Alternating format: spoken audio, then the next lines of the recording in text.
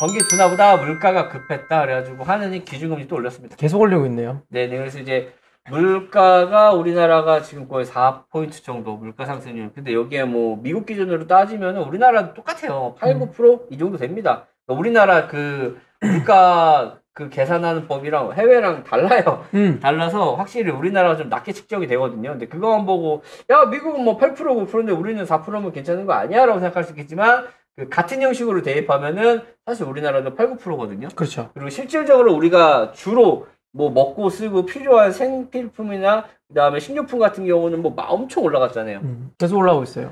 그렇기 때문에 이렇게 그 상황이 안 좋은데도 어제도 말씀드렸지만 뭐 코로나가 터지든 안 터지든 서민들은 지금 계속 이렇게 힘들어지고 있고 있는 타점에 금리까지 다시 올라오니까 더 힘들어지겠죠.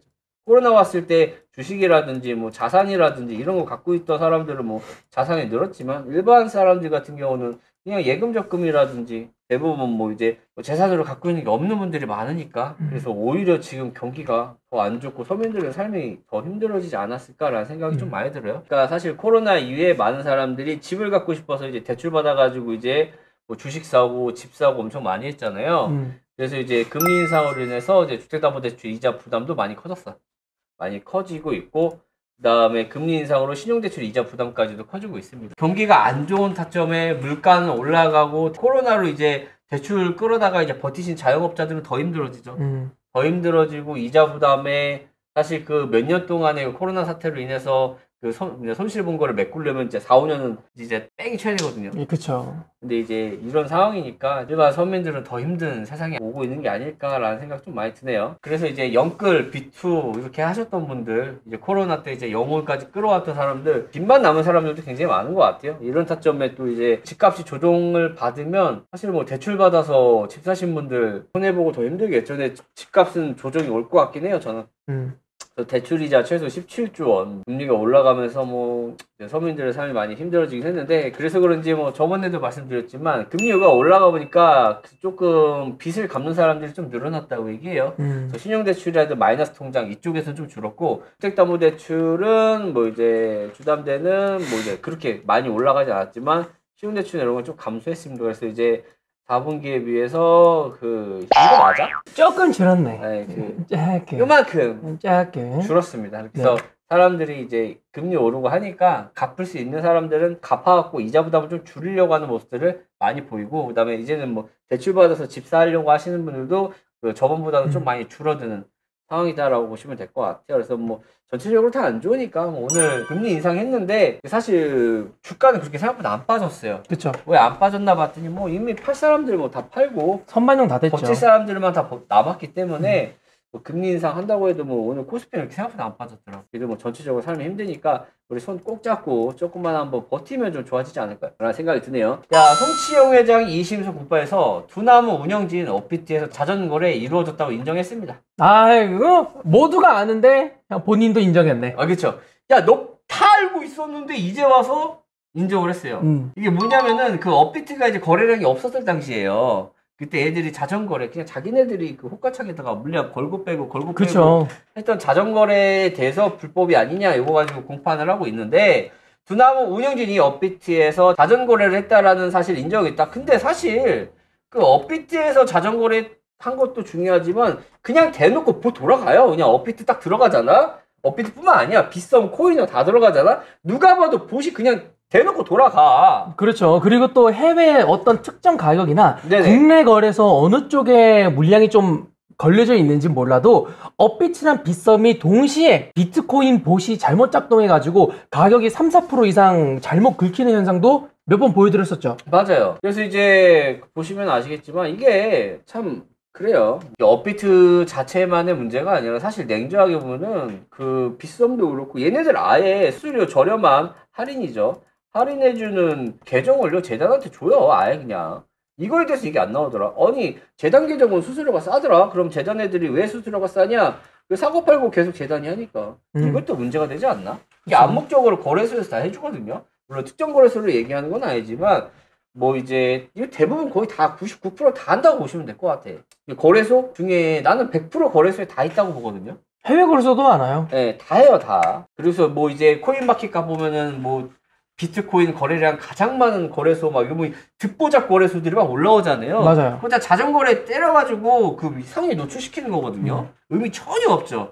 그런 것들도 엄청 많기 때문에 아무튼 그건 그렇고 아마 다만 거래량을 부풀리기 위한 의도는 아니었으면 거래량을 부풀리기 위한 의도가 당연히 거래량을 부풀리기 위한 의도는 아니었다고? 그럼 이거겠네. 네. 거래량을 부풀리지 않는다라면 그냥 돈 벌려고 하는 거겠죠. 뭐 MM 작업이라고 이해하면 되려나? 그거를 위해서인지 몰라도 얘네들이 실물 자산은 가지고 있다. 그래서 우리는 죄가 없다라고 말하는 게 참 웃긴 상황이네요. 웃긴 게 실물 자산을 보유하고 있다. 그 MM 작업하는 애들 있죠. 마켓 메이킹이라고 이제 가격 올리는 그 테라 같은 거. 테라 걸렸잖아. MM 작업하다가. 가격 올리는 이런 작업 자체를 MM이라고 그러는데 걔들도 실물 자산 다 보유하고 있습니다. 그렇죠. 그러니까 뭐 예를 들어서 뭐 이제 도건이가 그 루나 코인 그 가격 뽑히기 시킬 때 그때 걔네들이 물량 갖고 있었습니까? 없어. 이 물량 있었잖아. 이걸 강조할 내용인가 싶기도 해요. 당연히 물량은 들고 있죠. 물량 없이 어떻게 그래? 물량 없이 했다라는 걸 조작하는 거죠. 옛날에 마운트복스가 그 짓거리 하다 걸렸거든요. 맞아요. 거기가 그 암호화폐 그 첫 번째 거래소거든요. 제일 최초에 나왔던 거래소인데 거기도 지금 사실 자전거래 코인이 없는데도 이거 하다 걸려가지고 이제 그 철컹철컹 했었고, 야 이거 안 되겠다. 내가 최초로 비트코인 거래소 만들어가지고 그 비트코인을 판매해야 되는데 비트코인이 없어서 그냥 무작위로 그냥 포인트로 판매하는 거 안 되겠다. 그래서 나온 게 리플이거든요. 그죠. 야 이건 그냥 내가 다 찍어서 팔면 되지 않을까 해서 나온 게 리플이거든요. 아무튼 그런 구조도 옛날에 있었고, 보시면은 송치영 회장 등 두나무 운영진들 3명에 대해서 공판이 이루어졌었고, 자전거래는 자기네들이 인정을 했고 이것 때문에 거래량이 늘어난 건 맞다. 하지만 그 거래 대금의 3% 정도였다. 얼마 되진 않았다. 근데 저거 좀 계산이 좀 잘못된 게 아닐까. 왜요? 총 거래 대금의 3%잖아요. 네네. 그러면 얘네들이 자전거래를 특정 코인에만 돌렸다면? 얘네 비트나 이더가 있을 거야. 그렇겠죠. 설마 특정 코인에게 뭔가 했겠어요? 특정 코인은 알트코인은 아마 그 재단에서 하거든요. 그러니까 예를 들어서 그 업비트를 빗대서 하는 게 아니라 다른 거래소 기준으로 잡아보면 어떻게 하시냐면 그 거래소에 코인이 상장이 되잖아요. 그러면 루트가 있어요. 뭐 최근에 루트인데 업비트가 아니지. 그 거래소에 아무래도 이제 코인이 상장이 되잖아요. 그러면 아무래도 그 초반에 그 거래는 나와야 되잖아. 이걸 그쵸. 만들기 위해서 에어드랍 이벤트를 많이 해줘요. 그래서 뭐 아이오나 뭐 이런 것들 에어드랍 뭐 어디 무슨 코인 상장하는데 에어드랍 무료 나눔 이런 거 하잖아요. 그게 처음에 이제 유통 물량을 공급해 주는 거거든요. 근데 딱 공급하자마자 당연히 떨어지겠죠. 그럼 이거 어떻게 재단에서 사줘야 돼요. 그래서 이 사고팔고 해주고 유동성 공급해주고 이거를 거래소에서 아예 그냥 계정을 따로 주고 이걸로 니들이 스스로 할인되니까 이렇게 해라 라고 대놓고 얘기하거든요. 네, 그래서 아마 비트코인이나 이런 것들 자전거를 했을 가능성이 높고 자발트는 아마 재단들이 하지 않았을까 라는 생각이 들고, 뭐 총 거래 대금의 3% 정도라니까 사실 3%도 많은 거거든요. 그건 그렇죠. 근데 그래서 결국은 자기네들은 상관이 없다 이런 식으로 얘기하는 것 같고, 자전거래는 거래소 내부에서 매도 주문 및 매수 주문을 제출해 서로 체결하도록 하는 허위 매수, 자기네들끼리 가격 올리는 거죠. 지난해 9월부터 시행된 특정 금융거래정보법에서 따라서 암호화폐 거래소 임직원들이 자전거래는 금지됐죠. 근데 지난 9월이잖아요. 이 전에도 문제가 됐던 거 아닌가? 맞아요. 그래서 전에 자전거를 돌렸던 게 문제가 됐던 거고, 사실 빗썸이라든지 아직도 돌아가요. 안 돌아가는 것 같지만 사실 지금도 자전거래라기보기엔 좀 그렇지만 그 가격 그러니까 국내 거래소끼리 가격 맞추고 이런 걸로 돌아가긴 합니다.